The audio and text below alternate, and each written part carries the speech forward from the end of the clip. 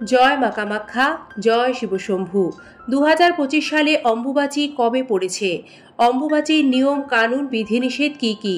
অম্বুবাচী চলাকালীন সময়ে বাড়িতে কি নিত্য পুজো দেওয়া যায় কিংবা গোপাল সেবা অথবা বাড়িতে সন্ধ্যা দেওয়া, শঙ্খ বাজানো? অম্বুবাচী চলাকালীন সময়ে কোন কাজগুলি করবেন ও কি কি করবেন না, বিস্তারিত জানুন আজকের এই পর্বে। নমস্কার সম্মানীয় দর্শক শ্রোতা বন্ধু, সিংহরায় ডোরবেলের সনাতনী বার্তার নতুন আরও একটি পর্বে আপনাদের সকলকে স্বাগত জানিয়ে আমরা পর্বের মূল আলোচনায় প্রবেশ করছি। বাংলায় একটি কথা প্রচলিত রয়েছে, কিসের বার কিসের তিথি, আষাঢ়ের 7 অম্বুবাচী। আষাঢ়ের 7 তারিখ থেকে শুরু হয় অম্বুবাচী। জ্যোতিষশাস্ত্র মতে সূর্য যে বারে যে সময়ে মিথুন রাশিতে গমন করে ঠিক তার পরবর্তী বারে সেই কালে পালিত হয় অম্বুবাচী। এ সময় কিছু নিয়ম রয়েছে যা পালন করলে গৃহস্থের কল্যাণ হয়, খুব ভালো ফল মেলে, এবং কিছু কাজ রয়েছে যা এই সময় একেবারেই করতে নেই। বন্ধুরা, অম্বুবাচী কথাটি এসেছে সংস্কৃত শব্দ অম্ব ও বাচী থেকে। অম্ব শব্দের অর্থ হলো জল এবং বাচী শব্দের অর্থ হলো বৃদ্ধি। অতএব গ্রীষ্মের প্রখর দাবদাহের পর যখন বর্ষার আগমনে ধরিত্রী সিক্ত হয় এবং নবরূপে বীজ ধারণে যোগ্য হয়ে ওঠে, সেই সময়কেই বলা হয় অম্বুবাচী। অম্বুবাচী 2025-এর দিনক্ষণ, তারিখ, সময়। অম্বুবাচী শুরু হওয়ার পর 3 দিন ধরে এই উৎসব চলে।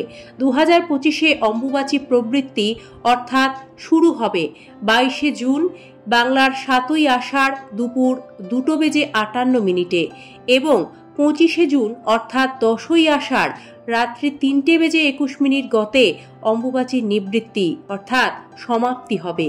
বন্ধুরা, হিন্দু ধর্মের এক গুরুত্বপূর্ণ বাৎসরিক উৎসব অম্বুবাচী। এই উৎসবের সঙ্গে জড়িয়ে রয়েছে শাস্ত্রের নানা কাহিনী। অম্বুবাচী বিভিন্ন আঞ্চলিক ভাষায় অমাবতী বলেও পরিচিত। ভারতের একাধিক স্থানে অম্বুবাচী উৎসব রজ উৎসব নামেও পালিত হয়। সতীপীঠের অন্যতম আসামের কামাখ্যা মন্দির। এই মন্দিরে সতীর গর্ভ ও যোনি পড়েছিল। তন্ত্র সাধনার অন্যতম পীঠ এই মন্দির। প্রতি বছর অম্বুবাচীর 3 দিন কামাখ্যা মন্দিরে বিশেষ উৎসব ও মহা মেলার আয়োজন হয়। দেশ বিদেশ থেকে ভক্তেরা ভিড় জমান মন্দিরে। হিন্দু শাস্ত্রে ও বেদে পৃথিবীকে মা বলা হয়ে থাকে। এমনকি পৌরাণিক যুগেও পৃথিবীকে ধরিত্রী মাতা বলে সম্বোধন করা হয়েছে। আষাঢ় মাসে মৃগশিরা নক্ষত্রের 4র্থ পদে ঋতুমতী হন ধরিত্রী। পূর্ণবয়স্কা ঋতুমতী নারী সন্তান ধারণে সক্ষম হন। তাই অম্বুবাচীর পর ধরিত্রী ও শস্য শ্যামলা হয়ে ওঠেন। অম্বুবাচীর সঙ্গে জড়িয়ে আছে বহু আচার অনুষ্ঠান। প্রচলিত লোকাচার ও বিশ্বাস অনুযায়ী ঋতুকালে মেয়েরা অশুচি থাকেন। একইভাবে মনে করা হয় পৃথিবীও এই অম্বুবাচী সময়কালে অশুচি থাকে। সেজন্যই এই 3 দিন ব্রহ্মচারী, সাধু, সন্ন্যাসী, যোগী পুরুষ এবং বিধবা মহিলারা পৃথিবীর ওপর আগুনে রান্না করে কিছু খান না। বিভিন্ন ফলমূল খেয়ে এই 3 দিন কাটান।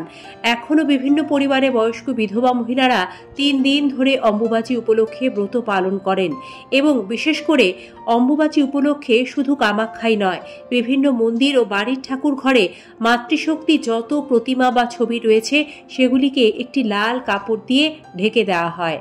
অম্বুবাচীতে কোন কাজগুলি করলে শুভ ফল লাভ করা যায়? যত বেশি সম্ভব এই সময় ইষ্ট মন্ত্র জপ করুন। এ সময় গুরুদেবের পুজো করা যাবে। গুরু মন্ত্র জপ করতে কোনো অসুবিধে নেই। যাদের গুরু মহিলা অর্থাৎ গুরুমা, তারাও এই সময় গুরু মায়ের জপ করতে পারবেন। এ সময় দেবীর মূর্তি লাল কাপড় দিয়ে ঢেকে রাখুন।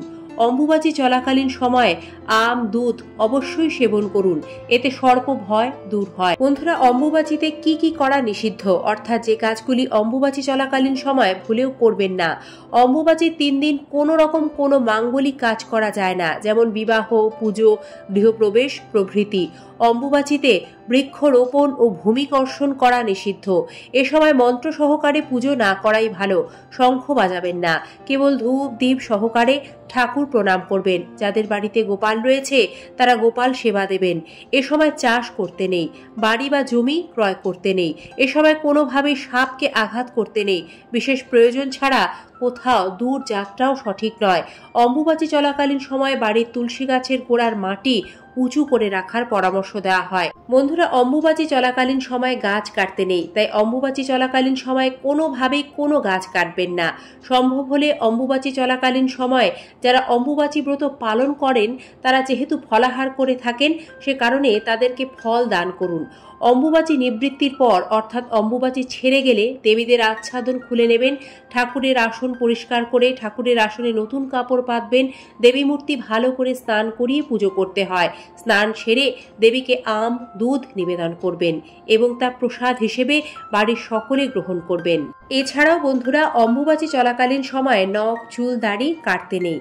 ধন্যবাদ আজকের এই পর্বটি সম্পূর্ণ দেখার জন্য।